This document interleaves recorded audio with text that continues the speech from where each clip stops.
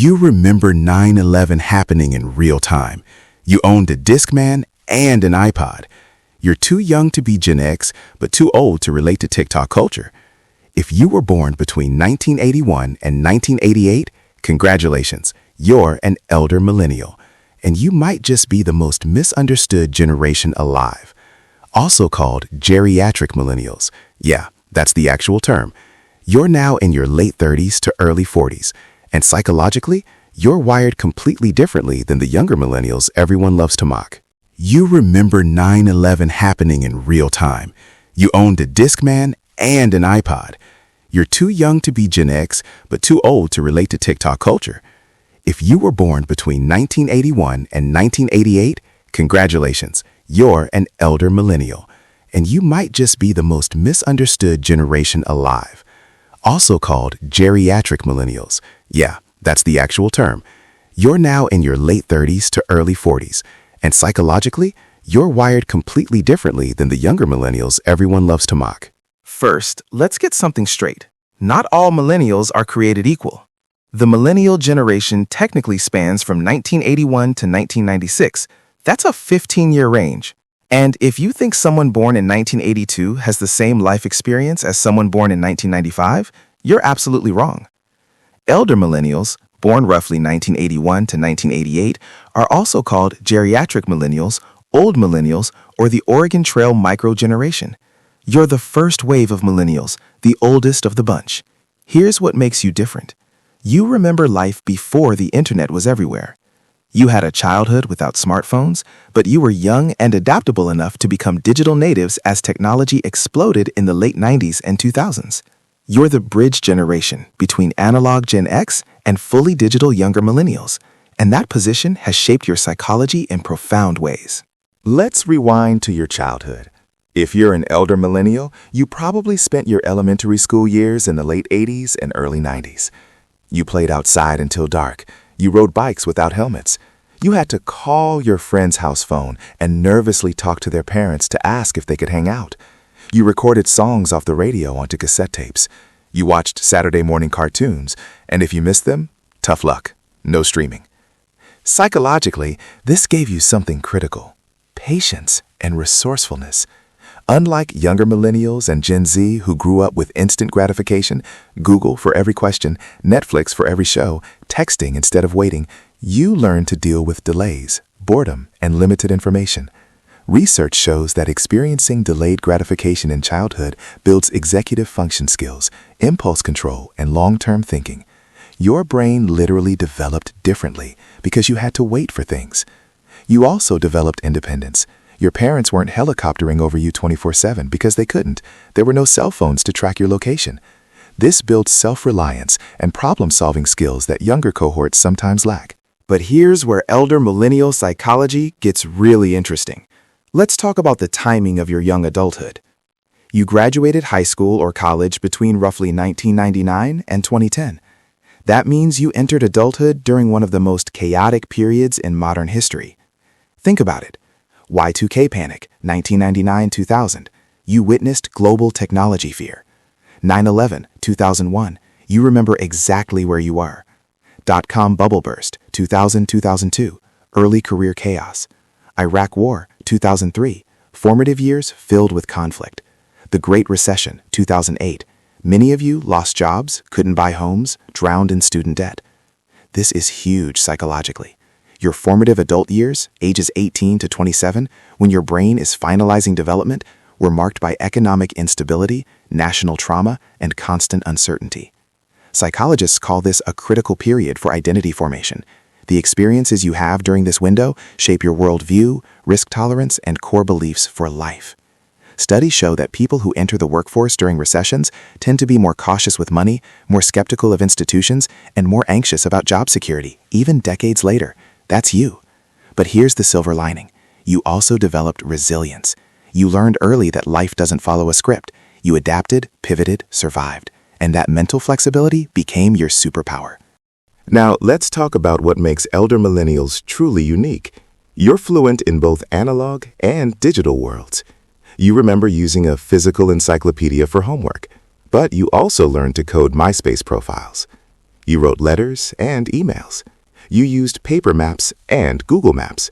You bought CDs and downloaded music on Napster and later Spotify. This dual citizenship makes your brain incredibly adaptable.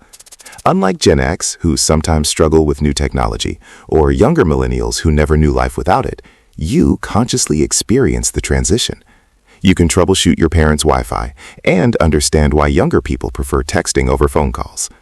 In the workplace, this makes you invaluable. Research shows that elder millennials are the ultimate translators. You bridge communication gaps between older and younger colleagues. You understand Gen X's preference for direct, no BS communication, but you also get younger millennials and Gen Z's need for purpose-driven work and mental health awareness.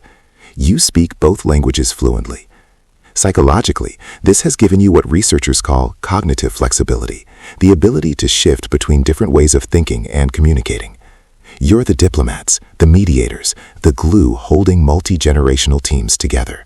So what does the elder millennial psychological profile actually look like? Here are the key traits. 1. Optimistic but scarred. You entered adulthood with hope, but recessions and trauma taught you to expect disappointment. You dream big but plan for disasters. 2. Tech-savvy but screen-tired. You love technology, but remember life before it consumed everything.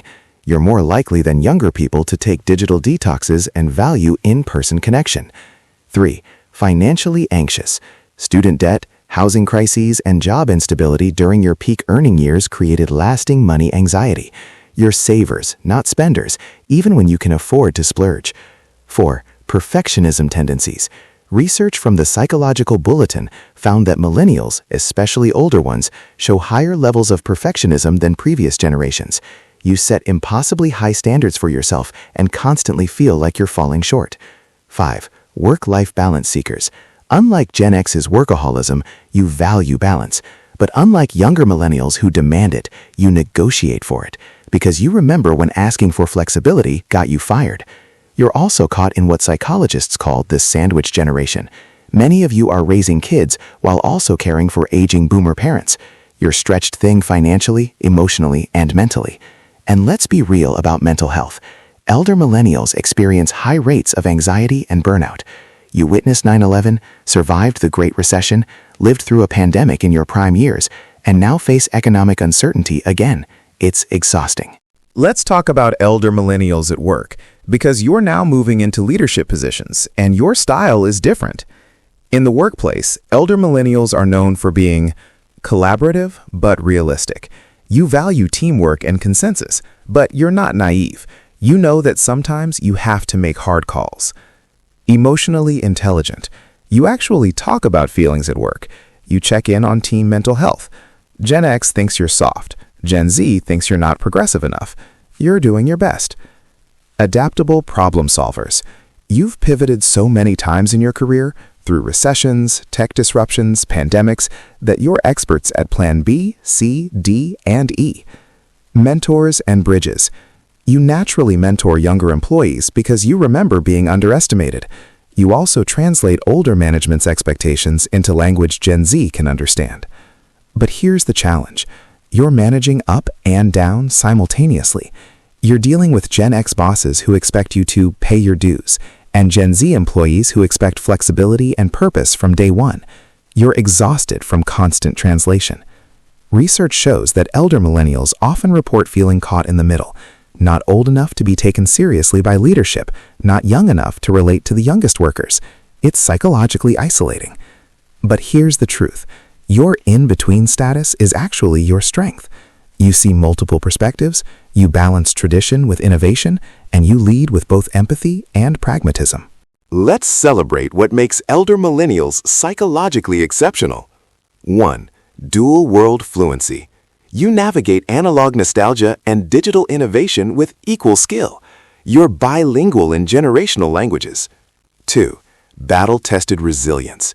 You've weathered multiple economic crises, national traumas, and constant disruption. You bend, but you don't break. 3. Emotional awareness.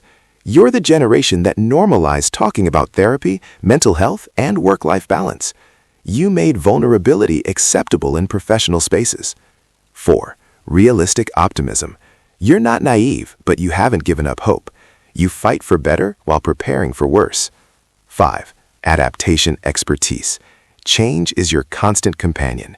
You've learned to thrive in uncertainty because you've never known anything else. You're also the generation redefining midlife. You're in your late 30s and 40s, but you're not following your parents' script. You're changing careers, starting businesses, going back to school, prioritizing mental health over corner offices. You're proving that 40 isn't the end of possibility, it's just the next chapter. Look, being an elder millennial isn't easy. You've been mocked, dismissed, and misunderstood. You've survived trauma, recessions, and constant cultural whiplash. You're too young to relate to Gen X's cynicism and too old for Gen Z's optimism. You carry student debt, aging parents, young kids, and anxiety about the future, all at once. But here's what nobody talks about. You're forging a new path. You're the generation that refuses to choose between career success and mental health. You demand flexibility without apology. You mentor the next generation while learning from them. You blend old school work ethic with new school values. Your psychology isn't a flaw, it's an evolutionary advantage. You're built for a world in constant flux because you've never known anything different. So own it. Your experience, your adaptability, your resilience, these aren't weaknesses. They're your superpowers. All right, Elder Millennials, I want to hear from you in the comments. What's the most Elder Millennial thing about you? Do you still have a box of old photos somewhere? Do you remember your AIM screen name? Do you get irrationally angry when someone doesn't know how to use email properly? And if you're not an Elder Millennial, do you work with one? Live with one? What makes them uniquely them? Drop your stories in the comments. I love reading them. If this video resonated with you, hit that like button and subscribe for more deep dives into generational psychology, workplace dynamics, and what makes different age groups tick. Thanks for watching. Remember, you survived Y2K, 9/11, the Great Recession, and a pandemic. You can handle anything. See you in the next one.